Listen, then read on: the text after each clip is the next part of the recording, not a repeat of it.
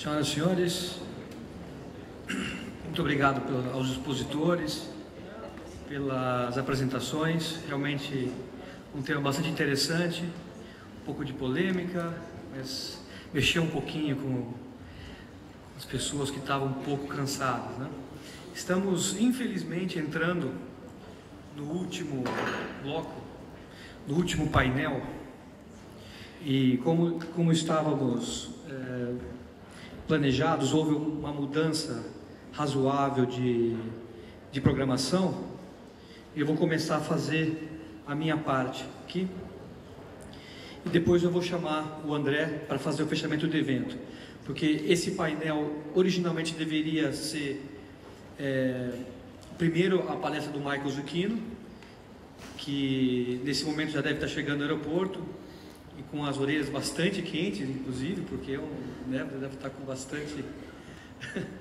As pessoas já falaram algumas coisas dele, mas ele realmente é uma pessoa extraordinária e um grande amigo nosso. Então, antes de eu começar a falar sobre esse último tema, que é a conclusão, eu vou dizer que quero fazer algumas considerações iniciais e alguns agradecimentos. Em primeiro lugar, de todo o coração, agradecer as pessoas que vieram aqui hoje, disponibilizaram o seu tempo, fizeram inscrições ou foram convidadas, mas independente disso daí, também aos expositores, as pessoas que vieram a brilhantar o evento, todos bonitos, cheirosos, em pleno século XXI, né? E quando nós pensamos nesse evento, a gente realmente, acho que até o Alexandre pode confirmar isso, nós não pensávamos que chegaríamos a ter uma adesão tão grande, por ser um tema específico, também um tema que não é um tema, como posso te dizer, tão agradável em algumas partes. É um tema, às vezes pode ser denso, às vezes pode ser apocalíptico, às vezes pode ser difícil, e o tema que eu vou tratar aqui hoje também é um tema que não é dos mais palatáveis. Vocês podem ver pela minha ementa, que é destacar as dificuldades que prejudicam as relações aduaneiras no Brasil e as ações concretas que deveriam ser seguidas na modernização aduaneira. Então, quando nós pensamos nesse evento de Customs Compliance, ou seja, retirar, como o Alexandre falou, o momento da ação efetiva dos operadores de comércio exterior e também das pessoas do jurídico e todas as áreas auxiliares dentro das empresas, indústrias, prestadores de serviço e etc., tirar o momento de atuação da remediação e trazer para o momento da prevenção, isso nos chamou muita atenção, inclusive porque esse é um tema muito falado fora do país, é muito tradicional, inclusive, é um tema maduro, não é um tema, aqui para nós parece que é um tema novo, mas conversando com várias pessoas hoje também, que são profissionais disso, é realmente impressionante o número de pessoas e empresas que tem no Brasil, que já possuem um sistema de compliance forte, e que às vezes até é considerado como o chato de galocha da empresa, né? Ou nem sempre é valorizado, porque ele tenta trazer, ele tenta prevenir antes um acontecimento que pode ser bombástico, certo? Então essa ideia de fazer esse evento pode mudar um pouco a ideia das pessoas, trazer reflexão de algumas coisas. Antes de fazer minha apresentação, além de agradecer a todos os expositores que gentilmente vieram, tanto daqui do Brasil como também os expositores do exterior, também quero dizer que fazer algumas considerações antes de começar. Que nós pensamos também para trazer esse evento aqui, fazer esse evento aqui em Campinas, porque afinal nós somos daqui, mas a gente vai expandir para outros lugares, como aumentar o nível de conhecimento das pessoas que atuam na área de comércio exterior, seja no âmbito jurídico, seja no âmbito operacional, seja na visão de operações, na visão gerencial ou de direção. Como aumentar a estima também dos profissionais de comércio exterior, que muitas vezes não são compreendidos, ou por falta de conhecimento, ou mesmo por talvez um preconceito que exista contra a área. Inclusive que a gente observa em alguns locais que é uma área auxiliar, é uma área secundária, não é uma área principal.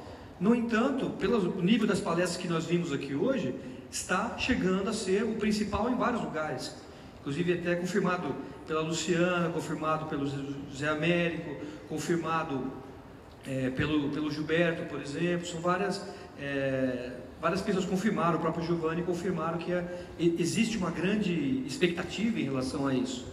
E vocês, como grandes profissionais que são, eu conheço pelo menos 50% dos que estão aqui, sabem como é difícil esse dia a dia. Eu acho que também esse evento é uma homenagem, pelo menos o que nós queríamos fazer, é uma homenagem à valorização e também uma homenagem sincera ao trabalho que vocês desempenham no dia a dia das empresas que vocês trabalham. Então, como retirar a imagem também que existe nessa questão do comércio exterior? Infelizmente ainda persiste a imagem, como por exemplo, hoje é dia do advogado, uma imagem que não é talvez muito boa, às vezes pessoas que têm imagem boa do advogado, em geral não, mas como tentar mudar essa imagem? E também, os senhores e as senhoras sabem que as áreas de comércio exterior nem sempre são consideradas a última bolachinha do pacote, ou a cerejinha do bolo. São consideradas como um local fechado, um buraco negro, ou mesmo uma caixa preta, onde tudo pode acontecer, uma caixinha de surpresas. Por esse motivo também a gente pensou em agregar uma dose de sinceridade, mas isso que eu vou falar hoje é uma sinceridade de coração também para vocês. Então, esse evento é para a gente começar a refletir sobre alguns temas. A gente já ouviu até alguns feedbacks que muitas pessoas já estão refletindo sobre várias coisas.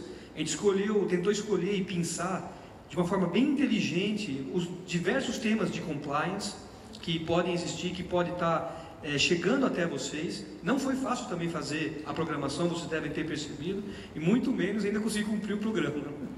Mais difícil ainda. Bom, eu quero dizer também que esse evento, além de ser voltado para trocas de ideias, também é um evento para os amigos e colegas. Muitos amigos nossos e colegas estão aqui, e antes de também iniciar essa palestra, quero fazer um agradecimento especial ao André, que é um amigo meu, do Alexandre, de várias pessoas, de muitos anos. E a gente sabe que não é fácil vir uma pessoa do governo para representar o governo num evento que é um evento privado. Mas talvez pelo alto nível do evento, como um evento internacional, que nós queremos fazer vários outros, se tivermos essa sorte também, fazer um agradecimento especial a ele por ter feito a abertura e vai fazer o encerramento também, independente da minha apresentação, certo? Vendo a minha apresentação, mas eu quero dizer que não há animosidade alguma, pelo contrário, existe um grande nível de respeito que nós temos pelas autoridades governamentais. Eu pessoalmente tenho muitos amigos na própria Receita Federal e também na Camexo, como o André. Eu lembro dele quando eu estava na faculdade de Direito ainda, que... Não sei, posso contar a história rapidinho? De que eu... Hã? Puxa! Não, eu vou contar a história do curso que eu estava dando, lembra? Aí que você se interessou e você decidiu comprar por uma bagatela, lembra? Então, eu estava dando um curso eu achei que esse tema de comércio exterior seria interessante para os advogados. Nós não tínhamos cadeira de comércio exterior na faculdade, até estava conversando. Hã? Não temos ainda. Eu estava conversando sobre isso com o Alejandro lá na Argentina, porque ele estava me afirmando que existe, pelo menos como opcional, é obrigatório no currículo do direito na Argentina ter uma cadeira de direito aduaneiro, e nós não temos ainda hoje, nem como obrigatório, muito menos como opcional. Então eu decidi fazer esse curso, um curso muito básico, né? E o André assistiu o curso e gostou, falou: então eu estava pensando, tal, você está indo embora do país, que eu estava indo começar uma carreira breve nos Estados Unidos, e ele falou: você não quer vender esse curso para mim? Vende aí, pô. E na época falou: te pago R$300. E eu falei, pô, R$300? Na hora, topei, vendi o curso e troquei em dólar, que não dava nada na época, e fui embora. E esse curso, depois ele veio dizer para mim que, para ele poder dar esse curso para as pessoas na época, ele teve que estudar bastante, se preparar, e acabou passando um dos primeiros no concurso público para analista de comércio exterior. Então, isso eu quero mostrar para você, que realmente a gente tem relação de amizade, tem relação de amizade de muitos anos também com o Alexandre, e também com o Alejandro, o Rogério, o Dr. D'Angelo, Gilberto, Luciano, Carlos Farfan, Giovanni, Zé Américo, a Sandra, Cristiano. Então existe toda a gente sempre discute temas, o Fernando também, a gente sempre tem conversas específicas, a Rita, sobre isso, tá? Então ele não nasceu do nada esse evento. Mais uma coisa eu quero dizer, quero pedir perdão aos presentes também, para dizer que eu não sou contra o governo, só que o ponto que eu vou tratar hoje é que a aduana é um serviço do Estado, não é governo. Existe uma diferença entre governo e Estado. Então a todos, nosso muito obrigado, nossos muitas gracias, nosso thank you para o nosso amigo Michael Zecchino também, que não está nos ouvindo. Eu vou tentar ser o mais breve possível na minha palestra, mas eu não gostaria de começar minha palestra antes de fazer esse agradecimento especial a vocês pela importância desse evento que nós estamos tendo hoje. Então, esse tema de compliance, de prevenção na área aduaneira, ele é muito bem-vindo agora no Brasil. O Brasil com certeza está aumentando muito seus níveis de comércio exterior. Nós temos uma oportunidade de dizer algo em relação a isso hoje. E começando aqui a passar, eu quero fazer uma passagem rápida de notícias, como se fosse um clipping, tá? Para vocês. Então, nossa aduana, né, é administrada pela Receita Federal do Brasil. Então, está lá, nossa Receita Federal do Brasil. E eu peço até perdão se houver alguma irreverência, não é desrespeitoso. Eu não vim aqui desrespeitar as pessoas, mas é um recurso didático para conseguir chamar a atenção pela última palestra do dia, tá? Então eu quero que vocês deem esse desconto, tá? Começando aqui pela questão da arrecadação tributária, o Brasil está numa condição de arrecadação tributária que não dá para você diferenciar muito claramente aqui no Brasil, pela nossa política aduaneira, a aduana da própria questão da arrecadação tributária interna. Então, se você for ver aqui, isso aqui são dados oficiais do governo, da Auditoria Geral da União. Então, nesse gráfico de pizza, nós estamos aqui com mais ou menos 1,4 trilhões de reais sendo arrecadados por ano. E desse valor, quase 45%, ou seja, cerca de 635 bilhões, vão direto para pagamento de juros. E qual que é o ponto que eu quero fazer nisso? É que todos esses quadradinhos pequenininhos, que ficam com ciência e tecnologia, por exemplo, com mero 0,38%, gestão ambiental 0,15%, tem um aqui que é habitação, 0,00%. Então, nós vamos vendo aqui que todos esses serviços que são realmente essenciais acabam sendo mitigados por uma questão que é muito grave, que é a questão da nossa dívida interna. E depois eu vou dizer para vocês por que eu coloquei isso, tá? Então, vamos começar a falar sobre o papel da nossa aduana hoje no século XXI.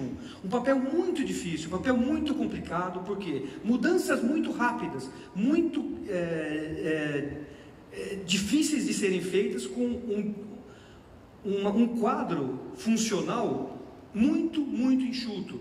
Eu estava ouvindo numa palestra nos Estados Unidos, por exemplo, que só a CBP, que é o Customs and Border Protection, acho que o Alexandre pode até me corrigir se eu estiver errado, possui como funcionários da própria aduana americana, é claro que a aduana e mais a proteção de fronteiras, mais ou menos 50 mil funcionários na ativa e mais 48 mil de back-office.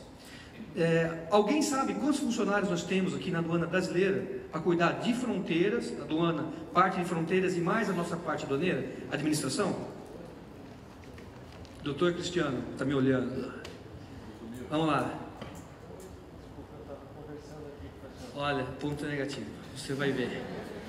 E inclusive o Eduardo, cadê o Eduardo? Ponto negativo para ele também. Depois por favor, admoestar o Alexandre para pegar as coisas que eu falei para você, como diretor do Instituto, tá? Uma admoestação para ele. São mais ou menos 3 a 4 mil funcionários, gente, que nós temos na ativa, na aduana, tanto em cargos de comissões como cargos de fiscalização de ponta. Ou seja, é uma pressão total. A pressão é muito grande, e ainda mais quando você tem um fluxo de comércio onde você começa a sair de 100 bilhões de dólares por ano e em 5 anos você vai para 400 bilhões de dólares por ano só na parte de importação. Então, qual que é a função da aduana? Nós temos aqui, por exemplo, um clipe que fala, o que está sendo muito discutido no Brasil hoje, por que o carro do Brasil é tão caro? O que a aduana tem a ver com isso? Eu quero que vocês já comecem a refletir, né? O custo Brasil não deixa o PIB dobrar. Tem até uma questão interessante aqui que fala, o Brasil poderia dobrar o seu produto interno bruto se o custo Brasil fosse menor. E o custo Brasil é o custo de manter as obrigações principais e acessórias vigentes na linha. Então aqui tem até uma parte interessante, né?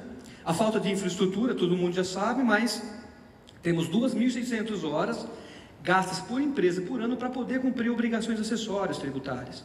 E isso é competitividade, gente. Se 10 horas, 5 horas perdidas na logística é competitividade, por que 2.600 horas não seria uma perda de competitividade? Isso que eu quero que vocês pensem. Vamos juntando os caquinhos, vamos caminhando aqui.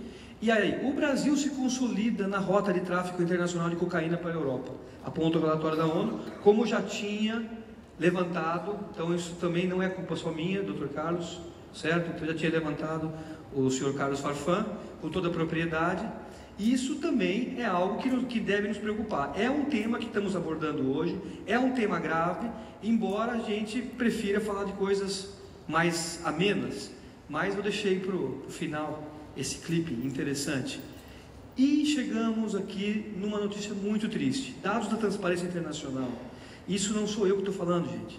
O Brasil abriga até 43% de toda a corrupção do mundo.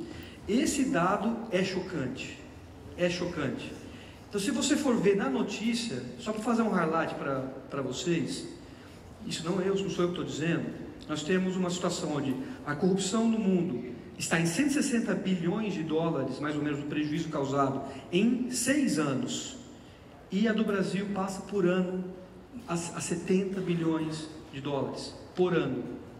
Então, o Fernando Locatelli, que é o grande especialista que está aqui, pode até me corrigir se, na verdade, isso é uma notícia. Você acha que procede? Ah, é? Nossa Senhora, pelo amor de Deus. Bom, passar para a próxima notícia, porque o ponto não é a notícia. O ponto é a junção do clipe, tá? Então, como é que nós vamos chegar num grande problema que nós temos a ser solucionado? O problema da integridade de funcionários e operadores. Por que eu não coloquei aqui, pessoal, corrupção? E por que eu não coloquei só funcionários? Todo mundo erra, gente. O ponto não é errar. Eu não sou perfeito, vocês sabem, vocês me conhecem, tenho meus defeitos, e eu não quero julgar ninguém. Eu só estou trazendo uma questão que é um fato que nós temos que encarar sendo brasileiros. Nós não podemos ficar escondendo. Não podemos, porque o rei está mais do que nu. Ele está nu e sofre de incontinência. Então, quando chegou eu não vou nem dizer do que. Por quê? Porque quando chega num ponto desse, senhoras e senhores, nós perdemos credibilidade. E quando nós trazemos, inclusive quando a gente faz o convite às pessoas de fora do nosso país, nossos grandes amigos, a vir para cá, nós não podemos retribuir com hipocrisia. Temos que retribuir com toda sinceridade. Não que isso também não seja um problema da América Latina, mas o Brasil é um país que é líder. O Brasil pode dar um exemplo. O Brasil tem uma grande oportunidade. Não sei se os senhores concordam comigo. Carlos, concorda que poderia dar uma... Qual que seria o efeito do Brasil tomar uma atitude forte, apocalíptica, Fernando, em relação a isso? Qual que seria o efeito? Vocês já pensaram nisso? Já refletiram em relação a isso? Isso não é uma questão de governo, é a função de Estado. Nós estamos perguntando porque nós fazemos parte do Estado, nós fazemos parte do sistema, e como parte do sistema também temos a condição de enxergar aonde que nós podemos chegar. Isso daqui, esse termo integridade, senhoras e senhores, é um pilar da OMA, certo? É um dos subpontos de um pilar. Eu não lembro se era pilar 10. O André com certeza sabe mais do que eu, a Natália que está aqui também sabe mais do que eu em relação a esse ponto específico, mas existe uma terminologia específica para proteger a integridade dos oficiais e também dos operadores. Por isso que eu coloquei isso daí. Isso aqui, gente, é um mapa do nível de risco de operações de comércio exterior no mundo e nível avaliado de corrupção por país em suas aduanas. Não sou eu que estou dizendo isso, isso veio da conferência PICAR da OMC, que o nosso amigo André conhece bem, que é uma conferência que anualmente é tida. Essa é uma parte de uma das apresentações, inclusive foi o Cristiano que me mandou essa apresentação. Então nós temos aqui, está meio embaçado, mas aqui ó, low corruption, em verdinho. Olha lá, Alejandra, você tá malandro. Depois temos o amarelo, que é o médio, que pode ser corrupto ou não, nunca se sabe, e o vermelho, altíssima corrupção. Bom, o que nós podemos dizer em relação a isso? Que poderíamos dizer que todos os fiscais já nascem corruptos, ou que a fiscalização em si é corrupta? Eu tenho um pensamento que não. Existe uma condição propícia, que inclusive é um dos slides, que faz com que inclusive o ambiente de trabalho para os fiscais que são técnicos, que são honestos, que são corretos, fiquem numa situação muito difícil. Inclusive foi falado hoje, não sei em qual palestra, que foi falado da questão da proteção, não foi, Rogério? Da proteção do oficial de aduana. Ele tem que ser protegido. E a forma dele ser protegido também é a redução do nível de não compliance. Porque imagine os senhores, gente, que os senhores trabalham num local, o seu gerente de compliance mundial, global, tem um belo e lindo crachá, e de repente os seus funcionários todos estão sempre achando uma forma de tramar alguma coisa para ganhar algum dinheiro paralelo. Como que você vai se sentir? Qual a situação que você vai ficar? É muito difícil. É uma situação difícil que tem que ser debatida. O meio aduaneiro, o âmbito aduaneiro deve ser limpo, ele deve ser propício as pessoas exercerem suas funções da forma correta, como a lei diz. E é isso que é o ponto que eu estou querendo falar. É claro que eu debochei um pouquinho, coloquei um fauno, porque se você colocar um homem desse numa repartição, ele vai chamar atenção. O ponto é, às vezes uma pessoa dentro de uma equipe grande pode ocasionar efeitos realmente ruins.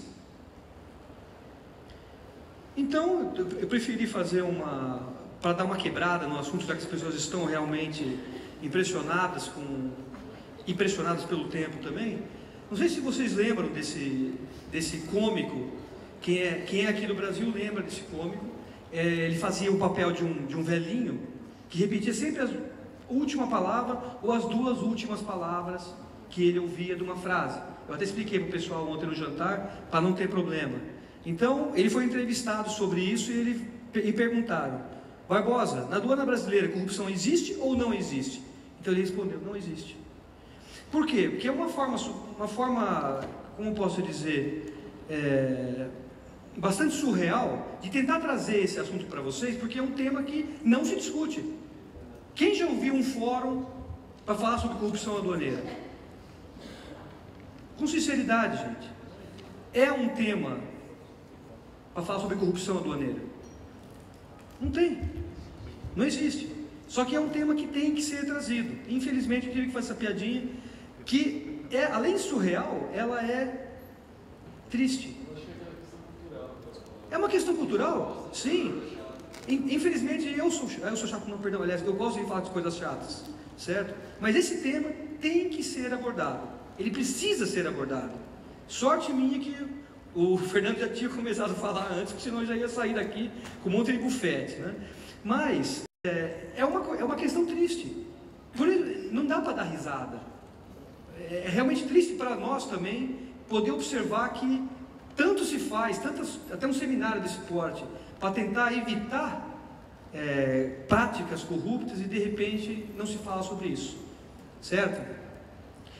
Isso também faz parte de um slide do PICAR, que ele faz um resumo dos 4 principais pontos que enroscam e que propiciam a corrupção aduaneira mundial. Não estou falando só do Brasil. Então, na verdade existe uma tese de que uma legislação complexa e praticamente impossível de cumprir é uma barreira não tarifária. é uma barreira não tarifária. E dizem também, existem alguns acadêmicos que dizem que a corrupção também é uma barreira não tarifária. Quando você é obrigado a agir de forma paralela, você acaba não fazendo um fair play. Você não é justo, você não tem transparência, você não parte do mesmo pressuposto para todas as pessoas que operam no comércio internacional. Então, isso é uma coisa a se observar. Altos níveis de impostos de importação também é um grande problema, porque quanto mais você tem para administrar, mais chance de você ter um business case para fazer uma coisa paralela. Ou seja, se você conseguir salvar um monte de dinheiro e não recolher aos cofres públicos, você tem mais chance de ser criativo. Também tem a questão da ineficiência, que eu vou abordar de forma específica com você daqui a pouco, e o suborno como facilitação comercial. As práticas que o André falou de facilitação comercial são as práticas legítimas. Infelizmente o Brasil não é exclusivo nessa questão do suborno como facilitação comercial. Ele é uma prática, e essa prática deve ser combatida. Por que ela deve ser combatida? Porque só se combate a priori o comércio ilícito. Você só cria um monte de regulamentação quando você parte do pressuposto que aquela pessoa que está importando está cumprindo a lei, ou ela vai tentar fazer, pelo menos até um determinado ponto, o cumprimento da lei. Agora, quando você desde o começo do teu fluxo não está cumprindo a lei, então você não entra na parte de compliance, não tem como. E aí você cria uma distorção de comércio muito grande. Então essa é uma coisa que nós temos que refletir também. Não estou apontando o dedo, gente, não estou dizendo que tal pessoa ou tal órgão é culpado, mas é uma reflexão muito, muito importante, porque você cria aqui um empecilho ao comércio lícito, tá? Então é uma coisa a se lembrar. Como eu tinha dito para vocês, num cenário aduaneiro adverso, com uma bomba aqui no meio, você tem leis complexas, excesso de discricionariedade, ou seja, você entrega a uma fiscalização, seja ela aduaneira ou não, um excesso de poder para poder escolher aquilo que ele quer aplicar, como quer aplicar, em conjunto com isso daqui, legislação complexa, esse é um ambiente propício a todo tipo de trabalho paralelo. E aí tem também altas tarifas, um sistema obsoleto, nós estamos falando também do Suscomex, porque é um sistema obsoleto, querendo ou não é um sistema obsoleto, isso é o próprio governo reconhece que é um sistema obsoleto e já está trabalhando para melhorá-lo. E a velha e boa turma do jeitinho. A turma do jeitinho não pôde ser convidada para vir aqui hoje, porque a turma do jeitinho, ela tem o seu próprio fórum, e o fórum deles com certeza não é aqui. É a pessoa que traz a solução paralela, e essa solução paralela e legal não pode prevalecer. Muito bem, então aqui temos mais um slide interessante, onde gente, nada contra questões de partidarismo, não, mas essa questão aqui foi um ponto muito importante na parte aduaneira brasileira. Não sei se os senhores e as senhoras sabem, mas o Brasil perdeu muito investimento externo por causa disso daqui. Isso se chama a fórmula mágica do PIS/COFINS importação. Essa fórmula foi criada em 2003, aqui está o pai da criança, certo? Um médico sanitarista, e aí fica a minha crítica, não por causa das questões que aconteceram mais recentemente, mas sim porque o Ministério da Fazenda é um órgão técnico, não poderia nunca ter sido ocupado por uma pessoa que não é da área, na minha opinião pelo menos. Então ele veio com a lei 10.833 e trouxe uma fórmula realmente complexa. Então é só para ilustrar, gente. Quem conseguir fazer esse cálculo na mão, ótimo, mas se a gente parte do pressuposto de que nós temos que ter transparência, que no comércio internacional todo mundo tem que entender quanto que está pagando de imposto, e o PIS/COFINS de importação é um imposto que se cobra na importação, tanto de uma empresa nacional quanto de uma empresa estrangeira. Então como é que você vai fazer? Qual que é o exemplo de transparência, gente, que nós estamos dando para nossos parceiros do Mercosul, que nós estamos dando para a UMA, que nós estamos dando para nossos amigos na comunidade andina, nós estamos dando para o México, para os Estados Unidos, para a China, para o nosso acordo que nós temos com a África, com a Europa, Oceania, etc. Nós temos que repensar isso. O Brasil ainda é um país fechado, demasiadamente fechado, e precisa pensar que, como o Alejandro disse, nós não estamos sozinhos. Se você muda a alíquota de ICMS aqui, em São Paulo, pega em Buenos Aires. Mas isso não era uma coisa que se pensava antes. Então, é uma coisa a se pensar. Perdão pela piadinha, tá? Isso daqui, gente, é uma parte de um relatório que foi feito em 2007, porque aqui eu passo para a terceira parte da minha apresentação. A aduana brasileira foi uma das primeiras aduanas no âmbito da OMA a aceitar um plano de modernização da aduana, nos termos da OMA. Então, justiça, tem que se fazer justiça, não podemos só criticar, também temos que fazer um reconhecimento ao quadro técnico da Receita Federal, que também é um quadro muito bom. Existem funcionários da Receita Federal que são excelentes, inclusive são meus amigos, até amigos pessoais. O que aconteceu foi que eles contrataram uma empresa através de uma licitação completamente lisa e perfeita, correta, para fazer um relatório sobre uma avaliação da aduana brasileira. Quem já sabia disso? Uma pessoa? Alguém mexeu o cabelo. Bom, hã? Na verdade não foi ela, né? Ela só conduziu o processo porque começou na OMA. A OMA disse: olha, temos um plano para colocar as administrações aduaneiras em plano de modernização. E o Brasil foi um dos primeiros que aceitou, de bom grado. E com isso fez esse relatório.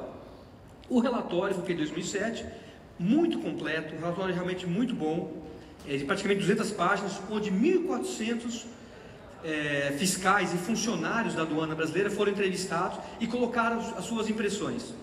Esse é um trabalho que eu considero muito positivo, que inclusive deu base a essa apresentação aqui, feita pelo Dr. Hernani Argolo Kekuchi Filho, na reunião agora de 24 de maio do Instituto Procomex.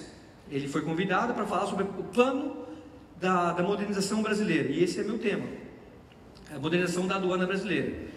Só que o interessante, gente, é que esse relatório já existia desde 2007. Pouquíssimas coisas realmente foram feitas de lá para cá. É um relatório bastante compreensivo. Então, qual que é o plano da aduana brasileira que eu quero mostrar para vocês? Está aqui, ó. Fortalecimento e planejamento da gestão. Tem um plano plurianual de ações que vai até 2015. Bom, como a gente sabe, ele foi um pouquinho modificado, porque ele era 2008 a 2011, agora está indo para 2015. Mas como a gente sabe como é que as coisas são, é normal que isso aconteça, tá? E esse programa de modernização aduaneira, ele é basicamente totalmente inspirado por esse relatório de auditoria, que foi um relatório que contou com a participação de muitos servidores públicos. Também vai ter um programa de capacitação de gestores aduaneiros, porque um dos findings da auditoria é que havia pouco treinamento e que os treinamentos eram restritos. Houve muita reclamação do corpo da própria aduana brasileira de que, quando aparecia um treinamento, só algumas pessoas faziam e não era aberto para outros funcionários. Vai haver um mapeamento e reengenharia de processos, que é uma coisa realmente muito importante, porque precisa haver uma reengenharia de processo. Também uma especialização de gestão por modal, que, na minha opinião, eu também tenho que, sem querer fazer uma pelegada, mas tem que tirar o chapéu também para a iniciativa do Ciscarga, porque o Ciscarga marítimo, ele é um sistema de gestão de risco, parcial, mas ele é, querendo ou não, ele é, então já é um avanço, certo? Para ser um pouco mais imparcial. Agora parece que o Ciscarga aéreo vai ser implementado também. Então, em cima disso está a gestão de risco por modal. Comunicação institucional com as partes interessadas e centros nacionais de referência. Mais algumas coisas. Aperfeiçoamento na parte legal. Nós falamos aqui hoje sobre Código Aduaneiro do Mercosul, Convenção de Kyoto revisada. Pode ser que o Brasil consiga ratificar. Isso seria um grande passo, né? Como o André falou, acho que o Alejandro falou, acho que o Cristiano que falou, né? O Cristiano falou também. Consolidação da lei aduaneira, regulamento aduaneiro novo, programa de revisão normativa, manuais de procedimento para os fiscais de aduana. Além disso, a preparação para os grandes eventos, Copa do Mundo, Olimpíadas, o bendito operador econômico autorizado, que realmente foi, a OMA deu nota 0, agora vai ter que ser refeito, receber uma DP, agora vai ter que fazer tudo de novo, mas existe condição do Brasil desenvolver isso, só que na minha opinião precisa de recursos. Não dá para você fazer um programa desse sem recurso dedicado, tá? Fortalecimento na vigilância e repressão aduaneira, com cães de faro, equipamentos de tecnologia, lancha, helicóptero e etc. seria scanner, tá? E o controle de fluxo de veículos também, para poder fazer um plano de fechar as fronteiras de forma mais inteligente. Só que, dentro de tudo isso, gente, eu vou ter que fazer mais uma pequena crítica, porque existe uma grande dificuldade, embora a gente perceba que a capacidade técnica do pessoal da Coana, principalmente em Brasília, realmente seja muito boa, o pessoal sabe o que está falando. Quando você faz uma interlocução com eles, eles não são amadores, são pessoas que realmente sabem o que estão fazendo. No entanto, ainda existe uma questãozinha corporativista dentro da Receita Federal, que é a dificuldade de conseguir trazer a iniciativa privada para poder contribuir. Isso é difícil, porque tem questões de relacionamento humano, é realmente muito difícil. Mas, para vocês verem, isso aqui eu tirei até o Alexandre conseguiu para mim, ele é culpado, né? É uma apresentação sobre modernização aduaneira, que o fiscal fez, e ele colocou que o PMAB, que seria o Plano de Modernização da Aduana Brasileira, contemplou um conjunto de 111 propostas e recomendações à administração, formuladas exclusivamente por servidores da Receita Federal. Isso é um grande erro. E com orgulho, ele deve ter falado, e entenderam bem, exclusivamente. É um orgulho, e não é um orgulho, gente. Existe um padrão da OMA também, que fala muito claramente. Inclusive, se vocês procurarem na própria página da Receita Federal, está na página da Receita Federal. Esse padrão diz: a Receita Federal, o órgão aduaneiro de cada um dos países, tem que consultar o público. Não é uma opção. Tá? Então fica uma crítica aqui, realmente, onde fica a consulta pública? Você está fazendo um programa de modernização da aduana brasileira e deixa o pessoal de fora? Não pode. Muito bem. Aqui, também mais uma questão sobre a própria questão da corrupção. Se olvidou? Não se pode olvidar um negócio desse. Você tem que ter um plano. E o plano é em cima de uma base da OMA, que é a integridade dos oficiais. Você tem que ter um plano. Isso eu quero dizer para vocês com toda sinceridade. Quando você quer fazer um plano de modernização, você tem que passar por isso. Muito bem. Conclusões, rapidamente. Bom, infelizmente tivemos uma notícia semana passada sobre a Polícia Federal apreendeu 12 milhões de reais com servidores da Receita Federal. Aqui estão as fotos. E é realmente uma coisa triste, não sei se vocês conseguiram ver isso no jornal, foi bastante veiculado, né? Aqui estão as fotos de que as pessoas resguardavam o dinheiro em caixas de leite, no forro de suas casas e etc.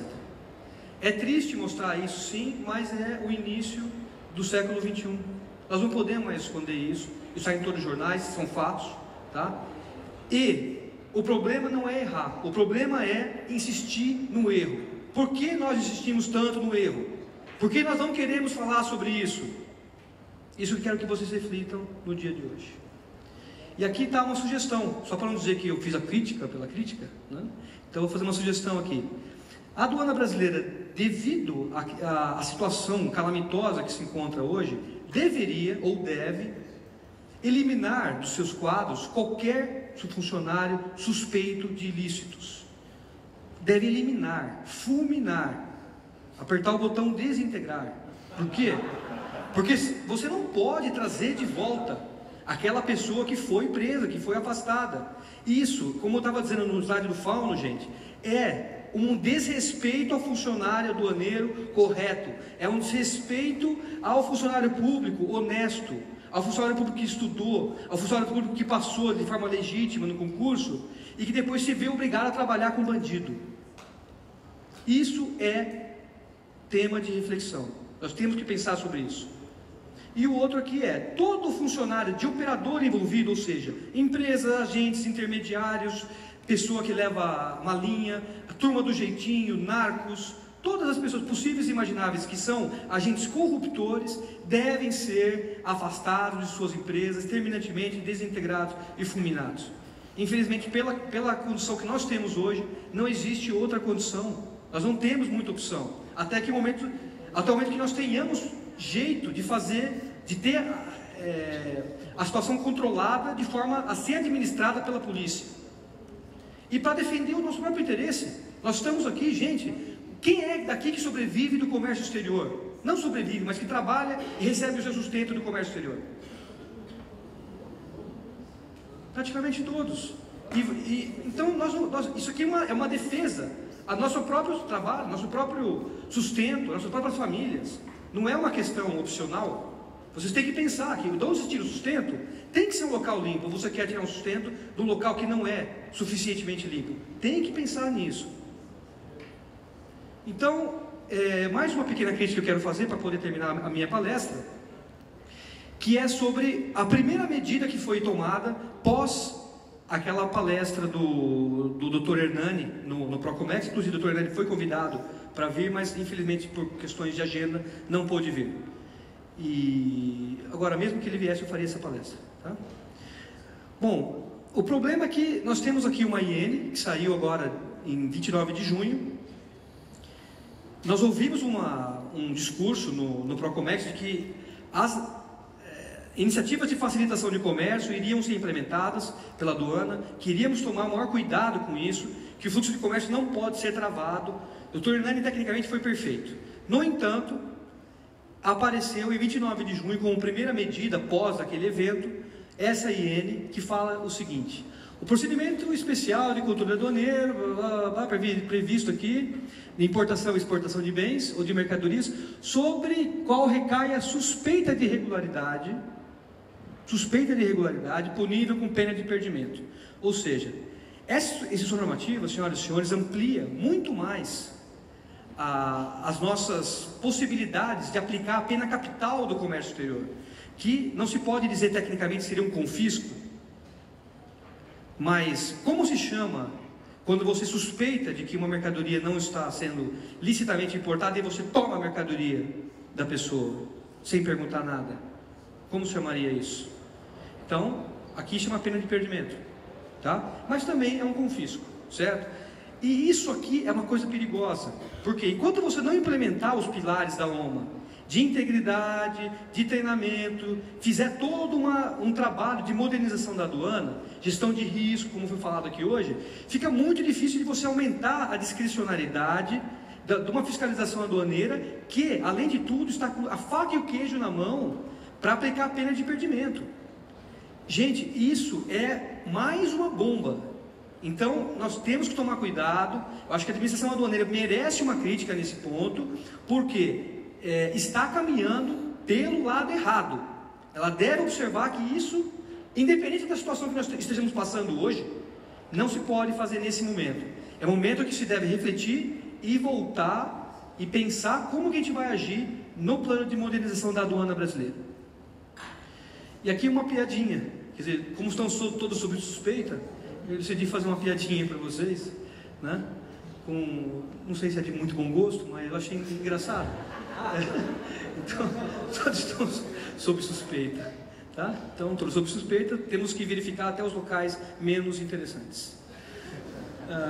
Para terminar a questão do Customs Compliance que eu estava falando hoje, nós não podemos negociar a integridade. Não podemos negociar a integridade. Isso aqui já fala, não precisa nem ler isso, mas eu vou fazer a explicação rapidamente. Integridade não é opcional, deve ser mantida a todo custo. Isso, inclusive, que é o que nos mantém nas nossas empresas, nos dá condição de chegar em casa, conversar com as nossas famílias, e etc, e etc, e etc. Ou você tem integridade ou você não tem integridade, e o corruptor deve ser eliminado. Não se pode ser bonzinho. Não tinha um quadro antigamente que o brasileiro é tão bonzinho, que tinha uma mulher que falava: o brasileiro não pode mais ser bonzinho, o brasileiro agora tem acordos internacionais. Vocês entenderam? Acordos internacionais devem ser cumpridos. Nós temos muitos interesses econômicos aqui, estamos recebendo um monte de investimento, temos que resguardar isso. Muito bem, e aqui no final, uma junção de todos os termos do Customs Compliance. Como que a empresa poderia, um operador autorizado, um prestador de serviço, poderia estar construindo um plano de compliance para a sua empresa? Olha lá, NCM correta, lá, Dr. D'Angelo, integridade a todo custo. Várias pessoas já falaram sobre isso, né? Mas especialmente a questão do Fernando, o cumprimento de regimes especiais, fala para o Zé Américo, Giovanni, o Cristiano, também a questão da segurança logística, professor Carlos, seleção de fornecedores, a Rita falou, linha azul, OEA, a Luciana falou sobre isso, o Rogério falou sobre isso também, capacitação, isso aí foi meio, espargiu um pouco, né? E consulta pública. A consulta pública é necessária para que exista a interação entre a aduana e também o setor privado. Muito bem. No final aqui, o último, eu só falo no final. Mas eu coloquei uma frase aqui que vocês não precisam ler agora, mas me chamou a atenção porque um dia o Alexandre estava estudando um pouquinho, finalmente estava estudando um pouquinho lá no escritório meu, e ele pegou um livro que chama Introdução ao Sistema Aduaneiro, do Dr. Lenci Carlucci, que é um grande escritor, que é da Edições Aduaneiras, né? Que está aqui brilhantemente representada pela nossa querida Andréia, né? Muito obrigado por ter vindo, viu, Andréia? Pode editar tudo que eu falei, tá? Na verdade, isso está no início do livro do Dr. Carlucci, como uma citação de Regis Fernandes de Oliveira. O livro é uma introdução ao sistema aduaneiro. Ele fala, todavia, a esperança é importante que ainda se acredite, né? Que a gente possa ter uma mudança, nem que seja para os nossos filhos e netos, e acho que esse evento consolida essa posição. Nós temos vontade ainda de ter, talvez, eu não tenho neto ainda, mas construir alguma coisa interessante, quem sabe fazer um segundo evento, quem sabe melhorar um pouco a organização. Gostaria que até que vocês colocassem na avaliação medidas de melhora para a gente conseguir melhorar para a segunda edição, porque é uma coisa que a gente vai aceitar muito bem. E creio que viveremos uma grande nação, nós já somos uma grande nação, e que nada servirá para nos envergonharmos. E hoje, todavia, ainda estamos sob o infinito de nossos desejos e o finito estreito de nossa realidade. Mas isso vai estar sendo modificado. Nós contamos com o apoio também das pessoas, do nosso governo. Vou dizer mais uma vez, eu tenho maior respeito pelo nosso governo, senão ele não seria convidado. E eu quero chamar o André para poder fazer as conclusões e terminar o nosso evento de forma inteligente e elegante.